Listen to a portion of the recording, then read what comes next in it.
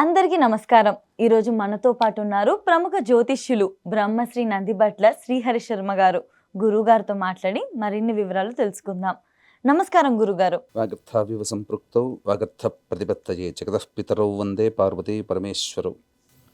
ఆదిత్యాయ చ సోమాయ మంగళాయ బుధాయ చ గురుశుక్రశనిభ్యశ్చ రాహవే కేతవే నమః. శృంగేరి జగద్గురు పీఠాధిపతులకి, కంచి పీఠాధిపతులకి నమస్కారములు తెలియజేసుకుంటూ కార్యక్రమాన్ని ప్రారంభిద్దాం. గురువుగారు, సెప్టెంబర్ 21న ఈ నెలలో మనకి సూర్యగ్రహణం అయితే వస్తుంది కదా గురువుగారు. అయితే ఇది ఏ దేశంలో కనిపిస్తుంది? మన దేశంలో కనిపిస్తుందా అసలు? సెప్టెంబర్ 21వ తారీఖు రోజున చూడామణి నామక పాక్షిక సూర్యగ్రహణం అనేటువంటిది ఏర్పడుతుంది. ఇది మన భారతదేశంలో కనిపించదు. కాబట్టి భారతదేశంలో కనిపించని గ్రహణానికి ఆచార నియమాలు పాటించాల్సినటువంటి పని లేదు. ఆచారము నియమాలు అంటే ఏంటి? ఆచారము అనంటే ఆ సంబంధించినటువంటి పట్టు విడుపు స్నానము, తర్వాత ఇష్టదేవత పూజ, అలాగే ఇంట్లో వండినటువంటి నిల్వ ఉన్నటువంటి కూరగాయలు నీటిలో దర్భపూజలు వేయడము, తర్వాత విడుపు స్నానం చేసి మళ్ళీ పూజా మందిరాన్ని శుభ్రపరచుకోవడము, ఇల్లంతా కడుక్కోవడము, ఇవన్నీ ఆచారాలు. నియమాలు ఉన్నప్పుడు సంబంధించి గర్భవతులు ఈ యొక్క సంబంధించినటువంటి గ్రహణానికి సంబంధించినటువంటి ఎక్కడ కూడా చూడకూడదు, గాలి పీల్చకూడదు, బయట వాతావరణం గాలి, ఇంట్లో ఉండవచ్చు. ఇలాగే ఇంకా ఆ సమయంలో భుజించకూడదు, దాంపత్యం పనికి రాదు, ఇలా అనేక రకాలైనటువంటి నియమాలు ఉన్నాయి. అవేవి మన భారతదేశంలో పాటించాల్సిన అవసరం లేదు. కానీ గ్రహణం అనేటువంటిది సూర్యుడికి చంద్రుడికి మాత్రమే సంభవిస్తుంది. ఈ సూర్యచంద్రుడు ఇద్దరు కూడాను ఈ భూగోళానికి ఒక్కడే. ఒక్కొక్క దేశానికి ఒక్కొక్క సూర్యుడు ఒక్కొక్క చంద్రుడు ఉండడు. విశ్వానికి సంబంధించినటువంటిది. అయితే చాలామంది కొట్టిపడేసేటువంటిది ఏంటంటే మన భారతదేశంలో కనిపించదు కాబట్టి దానికి ఏమీ సంబంధించి జాగ్రత్తలు తీసుకోవాల్సిన పని లేదు అని అంటారు. కానీ కొంతమంది అభిప్రాయం ప్రకారము ప్రకృతిలో సంభవించేటువంటి అద్భుతమైనటువంటి దృశ్యము దీన్నేమీ కూడాను పట్టించుకోవాల్సినటువంటి పని లేదు అని చెప్పి చాలామంది అంటుంటుంటారు.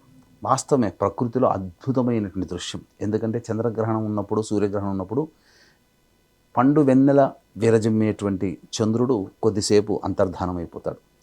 భగభగమండే సూర్యుడు కొద్దిసేపు అంతర్ధానం అయిపోతాడు. ఇది నిజంగా అద్భుతమే. అయితే గ్రహణాలు మాట్లాడతాయి, గ్రహణాలు చెబుతాయి. ఏంటనంటే చాలామంది గ్రహణాల వల్ల సమస్యలు వస్తాయని అనుకుంటారు. కానీ గ్రహణాలు వచ్చినప్పుడు సమస్యలు వస్తాయని చెప్పి గ్రహణాలు తెలియచేస్తాయి. భవిష్యత్తులో సమస్యలు వస్తున్నాయి, జాగ్రత్త పడండి అని చెప్పి సూచించేవి గ్రహణాలు. కాబట్టి ఇటువంటి గ్రహణాలు అనేటువంటివి ఉన్నప్పుడు ఇది విశ్వానికి సంబంధించి, విశ్వం అంటే చెట్లు చేమలు నదులు పర్వతాలు సముద్రాలు ఇవే కాదు, విశ్వంలో మనము ఒక భాగం, ప్రకృతిలో మనము ఒక భాగం, మనుష్యులము జీవజాలము కూడా. కాబట్టి ఎక్కడ గ్రహణాలు ఏర్పడినా భూమి మీద నివసించేటువంటి జీవజాలం మీద ఈ గ్రహణ ప్రభావం ఉంటుంది. అందుకనే అనేక గ్రహణాలు ఏర్పడినటువంటి సందర్భంలో తదనంతర కాలంలో తీవ్రవాద కార్యకలాపాలు జరిగి ఇబ్బందులు పడడము, లేకపోతే భూకంపాలు రావడము, సునామీలు రావడము, చాలామంది నష్టం జరుగుతుంది. అంటే మరి ఎక్కడో ప్రకృతిలో చెట్లు చేమలకే జరగాలి కదా, సముద్రంకే జరగాలి కదా, మరి మనుషుల మీద ఎందుకు ప్రభావం చూపుతుంది? ఎందుకు గ్రహణాల తదనంతరం తీవ్రమైనటువంటి ఇబ్బందులు కలిగి చాలామంది ఇబ్బందులకు గురవుతున్నారు, మరణానికి గురవుతున్నారు? అంటే సమస్యలు వస్తాయని చెప్పి గ్రహణం మనకు తెలియజేస్తుంది. కాబట్టి వీక్షించేటువంటి ప్రేక్షకులు కూడా ఈ గ్రహణం అనేటువంటిది సెప్టెంబర్ 21వ తారీఖు రోజున ఉత్తరా నక్షత్రయుక్త కన్యా రాశిలో ఏర్పడుతుంది. కాబట్టి ఈ కన్యా రాశిని బేస్ చేసుకొని కొన్ని రాశుల్లో జన్మించినటువంటి వారికి కొన్ని ఇబ్బందికర పరిస్థితులు అనేటువంటివి ఉంటాయి అని చెప్పవచ్చు. ఒకసారి ఇంకా వివరంగా అసలు ఏ రాశుల వారిపైన ఈ ప్రభావం అనేది ఉంటుంది, దానికి పరిహారం ఏంటి అనేది ఒకసారి వివరిస్తారా గురుగారు? మనం చెప్పుకున్నట్టుగా కన్యా రాశిలో ఏర్పడుతున్నటువంటి సూర్యగ్రహణ ప్రభావం వల్ల కన్యా రాశిని బేస్ చేసుకొని కుంభరాశి వారికి అష్టమ స్థానంలో, మిథున రాశి వారికి అర్ధాష్టమ స్థానంలో, అలాగే కన్యా తుల రాశి వారికి సంబంధించి ఈ ద్వితీయ ద్వాదశాలలో ఏర్పడుతున్నటువంటి గ్రహణ ప్రభావం చేత ముఖ్యంగా ఈ కుంభ మిథున కన్యా తుల రాశిలో జన్మించినటువంటి ప్రభావం ఎక్కువగా ఉంటుంది. అలాగే సంబంధించినటువంటి ఇంకా చూసుకున్నట్లయితే వృషభ రాశి వారికి, మకర రాశి వారికి, మీన రాశి వారికి ఈ సంబంధించినటువంటి గ్రహణ ప్రభావం, సింహరాశి వారికి గ్రహణ ప్రభావం మధ్యస్థంగా ఉంటుంది. ఎవరికి శుభంగా ఉంటుంది అనంటే మేషరాశి వారికి, కర్కాటక రాశి వారికి, వృశ్చిక రాశి వారికి, ధనుస్సు రాశి వారికి సంబంధించి ఉంటుంది. ప్రభావము చాలా తక్కువగా ఉంటుంది. అందరికీ కూడా ఈ మేష కర్కాటక వృశ్చిక ధనుస్సు రాశిలో జన్మించినటువంటి వారికి శుభయోగం అనేటువంటిది కలుగుతుంది.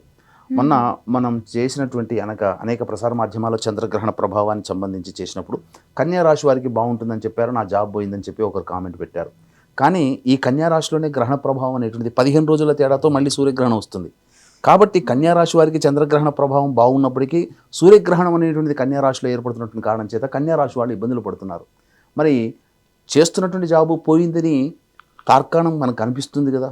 కాబట్టి వీక్షించేటువంటి యూటీవీ ప్రేక్షకులు కూడా గమనించాల్సినటువంటి అంశం ఏంటంటే సెప్టెంబర్ 7వ తారీఖు రోజున ఏర్పడినటువంటి చంద్రగ్రహణ ప్రభావం వలన కొన్ని రాశుల వారికి ఇబ్బంది, అలాగే రేపు రాబో 21వ తారీఖు రోజున ఏర్పడేటువంటి సూర్యగ్రహణ ప్రభావం వలన కొన్ని రాశుల వారికి. కాబట్టి తర్వాత చెప్పుకొచ్చేది ఏమిటంటే చంద్రగ్రహణం సంబంధించి కర్కాటక రాశి వారికి అవయోగం అని చెప్పారు, కానీ ఈ సూర్యగ్రహణం వల్ల కర్కాటక రాశి వారికి యోగం.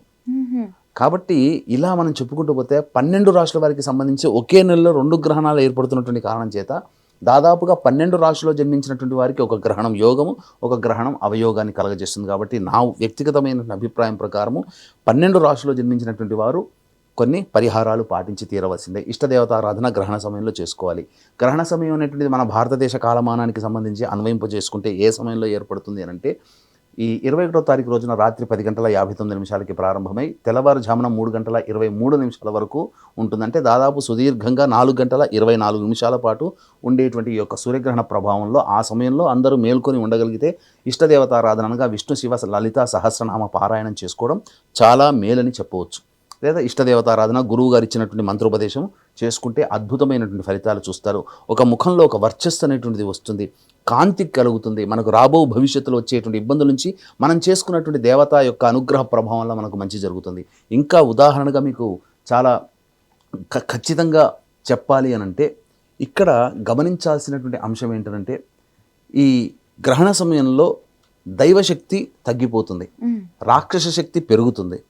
కాబట్టి అందుకనే దేవతా ఆరాధన, దేవతా జపాలు, మూలమంత్ర జపాలు ఆ సమయంలో చేసుకోమని చెప్పడం.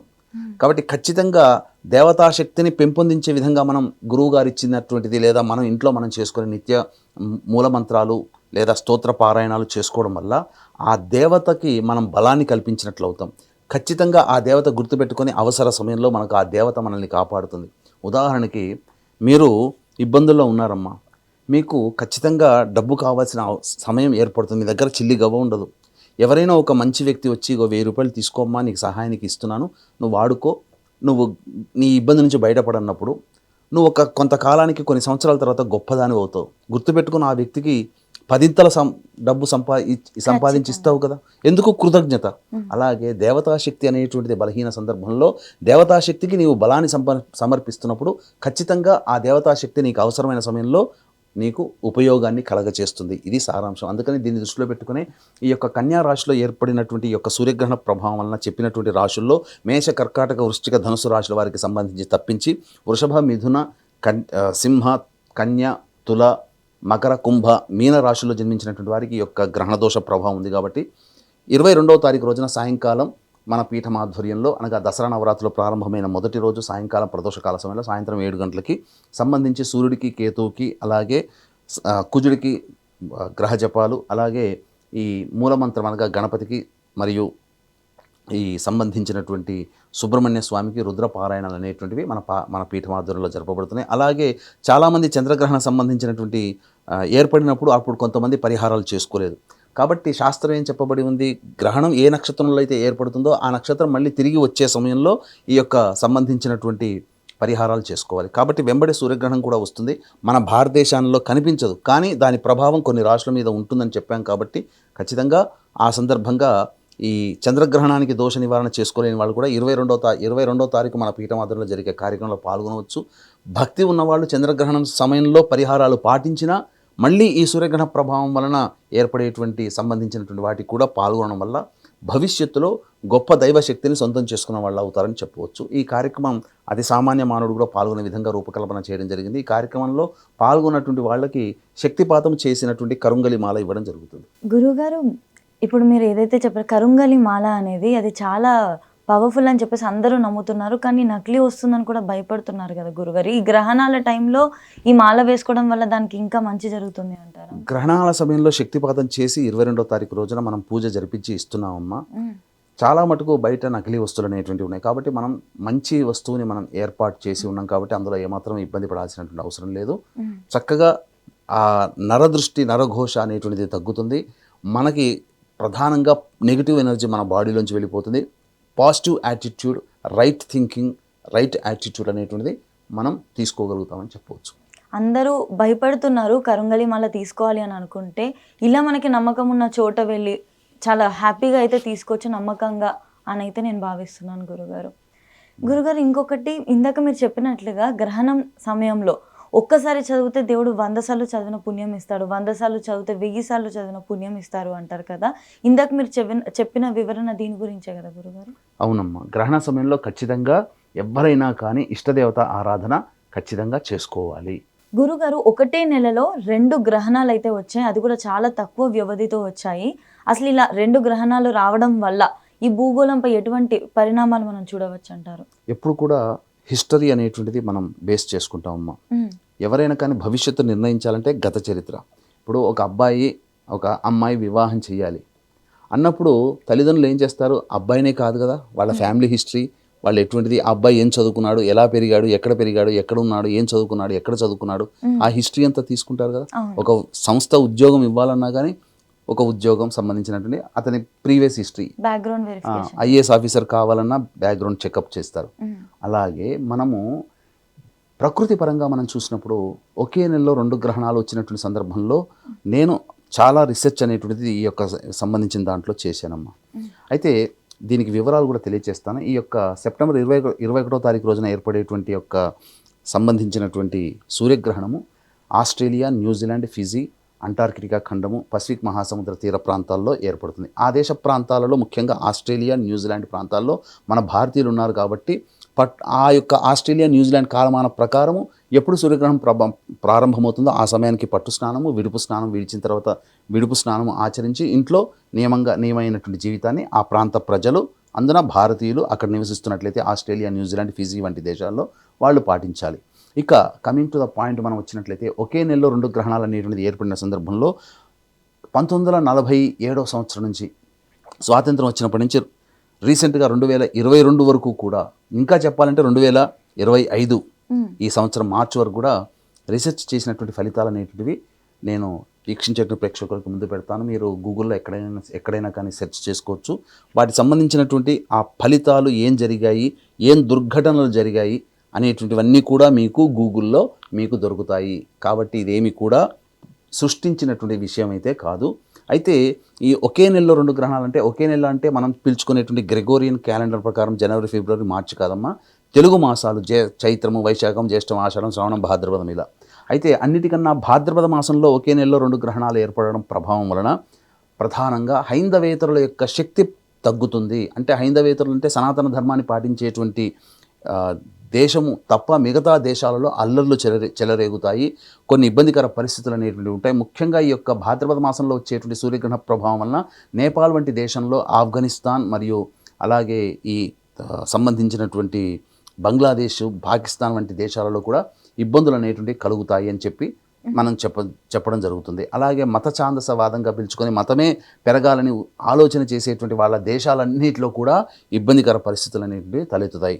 కాబట్టి మనం చూసుకున్నట్లయితే ఆ యొక్క సంబంధించినటువంటి హిస్టరీ ప్రకారం కనుక చూసుకున్నట్లయితే ప్రధానంగా ఈ ఒకే నెలలో ఒక చంద్రగ్రహణం, ఒక సూర్యగ్రహణ ప్రభావం ఏర్పడినప్పుడు తదనంతర పరిణామాలు అనేటువంటివి ఏం జరిగాయి అనేటువంటిది మీకు తెలియజేస్తాను. ప్రధానంగా బెస్ట్ ఎగ్జాంపుల్ చెప్పాలి అంటే మహాభారత యుద్ధం జరుగుతున్నటువంటి సందర్భంలో మహాభారత యుద్ధానికంటే ముందు ఒకే నెలలో 2 గ్రహణాలు ఏర్పడినటువంటి కారణం చేత సృష్టి వినాశనంలో ద బిగ్గెస్ట్ వరల్డ్ వార్ అనేటువంటిది జరిగింది. కోట్ల మంది ఆ మహాభారత యుద్ధంలో చనిపోయారు. దానికి కారణం అంతకుముందు ఏర్పడినటువంటి 2 గ్రహణాల ప్రభావం. అలాగే 47 సంవత్సరం నుంచి 1947 సంవత్సరం నుంచి అని చెప్పాను కదా, మీకు కొన్ని డీటెయిల్స్ డేటా అనేటువంటిది ఇస్తానమ్మా. ఆ డేటా మీరు గూగుల్లో సెర్చ్ చేసుకున్నా మీకు దొరుకుతుంది.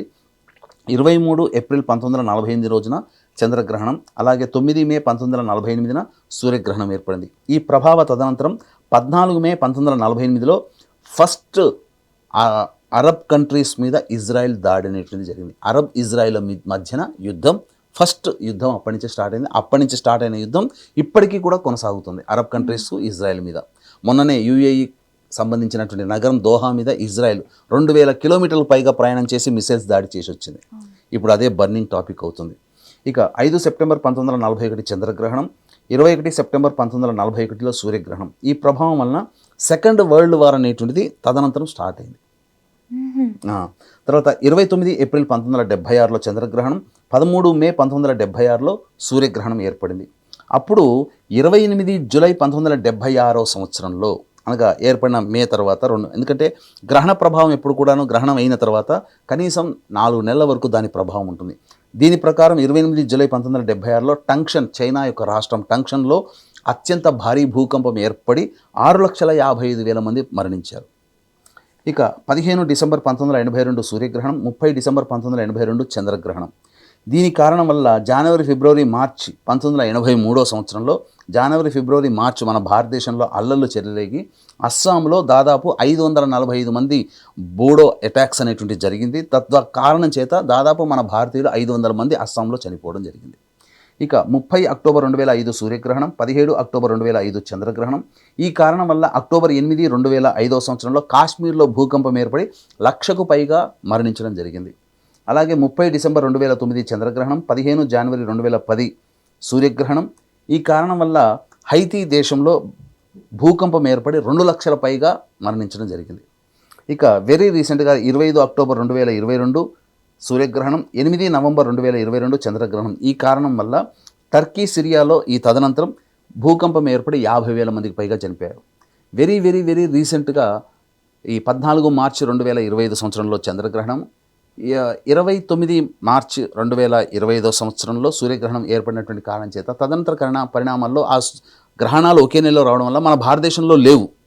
కానీ ఈ కారణాల వల్ల ఏమైపోయింది, మొత్తం కూడా భారతదేశమే విక్టిమ్. 283 మంది విమాన ప్రమాదంలో చనిపోయారు. పెహల్గాం దాడి జరిగి పక్కనున్న దేశం మీద మనం యుద్ధం చేయడం జరిగింది. తత్కారణం వల్ల ఎవరు ఇబ్బంది పడుతున్నారు, అమెరికా ఇబ్బంది పడుతుంది. అట్లాగే ఈ యొక్క భాద్రపద మాసంలో ఒకే నెలలో 2 గ్రహణాల ప్రభావం ఏర్పడుతున్నటువంటి కారణం చేత హైందవేతరుల యొక్క శక్తి సన్నగిల్లుతుంది. హైందవేతరులు చాలామంది నష్టపోతారన్నప్పుడు హైందవ సనాతన ధర్మాన్ని పాటించే భారతదేశము, ఇతర దేశాలు ఏవైతే ఉన్నాయో అవి చాలా అద్భుతంగా పైకొస్తాయి. మన భవిష్యత్తులో మన భారతదేశం విశ్వగురు స్థానానికి చేరుకుంటుంది అని చెప్పడానికి ఇది నాందిగా నిలవబోతుంది ఈ గ్రహణ ప్రభావం. తదనంతర కాలంలో భారతదేశానికి బంగారం లాంటి భవిష్యత్ అనేటువంటిది మనం ఆశించవచ్చు. మళ్ళీ చెప్తున్నానండి, ఈ యొక్క 21వ తారీఖు రోజున ఏర్పడేటువంటి సూర్యగ్రహణ ప్రభావం మన భారతదేశంలో కనిపించదు. ఆచార నియమాలంటే పట్టు, విడుపు, స్నానంలో అనేటువంటివి, నిలవ ఉండేటువంటి పదార్థాలు, దర్భపోచలు ఇట్లాంటివి పాటించాల్సిన అవసరం లేదు. కానీ కన్యారాశిలో ఏర్పడుతున్నటువంటి గ్రహణ ప్రభావం వలన ఈ కర్కాటక సంబంధించి కర్కాటక, వృశ్చిక, మేషరాశి వారికి తప్ప మిగతా అన్ని రాశుల వారికి చెడు జరగబోతుంది. చెడు అంటే ఏం లేదండి, ఇక్కడ మంచి చెడు అని అంటే, మంచి అంటే 100 రూపాయల లాభం వచ్చే చోట 500 రూపాయల లాభం రావడం. చెడు అని అంటే 100 రూపాయలు నష్టపోయే చోట 1000 రూపాయలు నష్టపోవడం, అనుకున్న పనులు సాగకపోవడం, అలాగే ప్రతి దాంట్లో వ్యతిరేకత రావడము, మనకు కన్ఫామ్ అవుతుంది కూడా మనకు దూరం జరగడం, ఇలా అనేక రకాలుగా మనం చెడుగా మనం చెప్పవచ్చు. అంతే తప్ప చెడు అంటే భవిష్యత్తులో ఇక తిరిగి కోలుకోలేనంత చెడు అయితే ఏం జరగదమ్మా. ఇది గ్రహణ ప్రభావంలో మనుషుల మీద కొద్ది ప్రభావం అయితే ఉంటుంది. కాబట్టి దాదాపుగా నా వ్యక్తిగతమైనటువంటి అభిప్రాయం ప్రకారం 7వ తారీఖు సెప్టెంబర్ ఏర్పడినటువంటి చంద్రగ్రహణం, 21వ తారీఖు సెప్టెంబర్న ఏర్పడుతున్నటువంటి సూర్యగ్రహణ ప్రభావం 12 రాష్ట్రాల వారి మీద కూడా ఉండబోతుంది భవిష్యత్తులో. కాబట్టి దీని యొక్క ప్రభావం వచ్చే 4 నెలల వరకు, అనగా డిసెంబర్ మాసం వరకు కూడా ఉండబోతుంది. కాబట్టి అవకాశం ఉంటే సెప్టెంబర్ 22వ తారీఖు రోజున మన పీఠం ఆధ్వర్యంలో జరిగేటువంటి కార్యక్రమంలో మీరు ఈ యొక్క కార్యక్రమంలో సూర్య చంద్రగ్రహణ దోష నివారణ కార్యక్రమాలు అనేటువంటి జరిపించుకోవచ్చు. కార్యక్రమంలో నమోదు చేసుకున్నటువంటి వాళ్ళకి కరుంగలి మాల ఇవ్వడం జరుగుతుంది శక్తిపాతం చేసి. లేదా మీకు దగ్గరలో ఎవరైనా కానీ ఈ సంబంధించినటువంటి చేస్తున్నట్లయితే మీరు అక్కడ కార్యక్రమంలో మీరు నమోదు చేసుకొని మీరు అక్కడ ఆ విధంగా చేసుకోవచ్చు. చాలా అద్భుతంగా చెప్పారు గురువుగారు. అసలు గ్రహణాల ప్రభావం ఏ విధంగా ఉంటుందని చెప్పేసి మీరు ఓన్లీ డివోషనల్ పర్స్పెక్టివ్ నుంచి కాకుండా ఆ రీసెర్చ్ డేటాతోని ఏ విధంగా ప్రభావం ఉంటుందని చెప్పిన ఉదాహరణలు నిజంగా థాట్ ఓకింగ్గా అనిపించింది. చాలా మంచిగా అనిపించినాయి. దాని ప్రభావం అర్థం చేసుకొని అందరూ కూడా పాటించవలసిన నియమాలు ఫాలో అవుతే అందరూ కూడా బాగుంటారు. ధన్యవాదాలు గురువుగారు. సర్వం శ్రీ ఉమామహేశ్వర పరబ్రహ్మార్పణమస్తు.